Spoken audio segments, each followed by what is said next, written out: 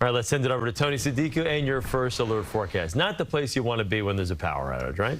Yeah, that'll definitely get your attention, Chris. Thankfully, no major disruptions. And our weather's improving on a Friday, so if you are commuting today, it's going to be a lot easier commute. Temperatures, dew points, I should say, are down 5-10 degrees, so it feels better. It's all because of a wind shift out of the northwest, which is going to spell good news for the Ryder Cup Bethpage Black Farmingdale today.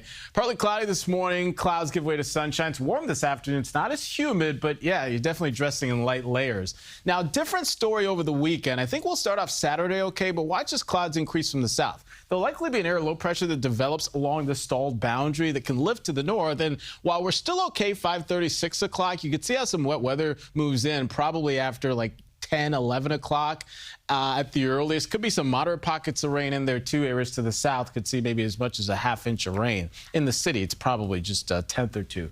Now, the tropics are also busy. Of course, you got Gabrielle, which is now post-tropical, impacting the Azores. Umberto, remember that one? Now that's a hurricane, fast, and this could be on track to become a major. Look at this, 3 or 4.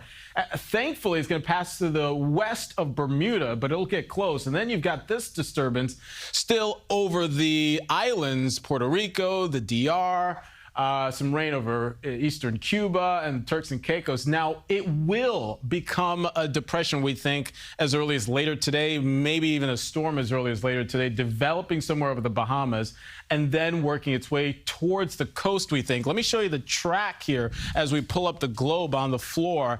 And this is going to be one to watch in the coming days. So those are the storms. You see them there on the Futurecast. Umberto strengthens. And you see that one way out to the west?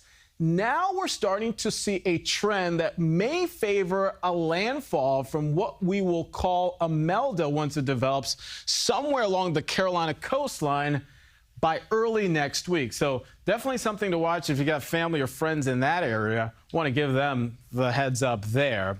Believe it or not, that system should stay to our south, would not be an impact for our area.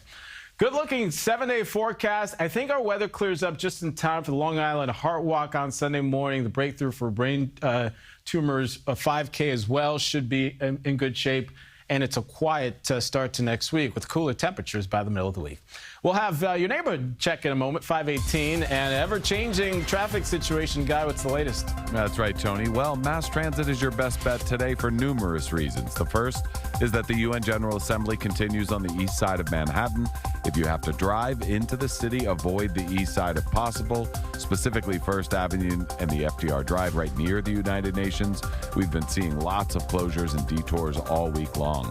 And if you plan on heading out to the Ryder Cup at Bethpage, I suggest you consider the train.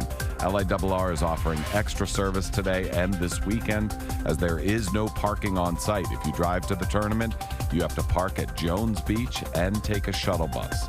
Alternate side parking is in effect today citywide, and it's another gridlock alert day. Chris and Cindy, back to you. Guy, thank you.